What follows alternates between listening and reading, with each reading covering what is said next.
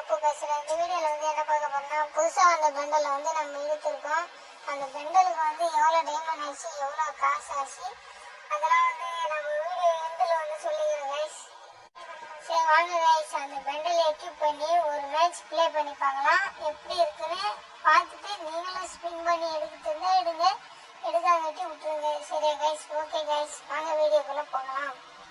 Guys, அந்த பெண்டலோட power பார்த்தீங்கன்னா, வெடிட்டு போடும்போது ஒரு பவர் வருது, நம்ம செவரு ஜம்ப் பண்ணும்போது ஒரு பவர் வருது, வீட்டுக்குள்ளே தாங்கும்போது ஒரு பவர் வருது.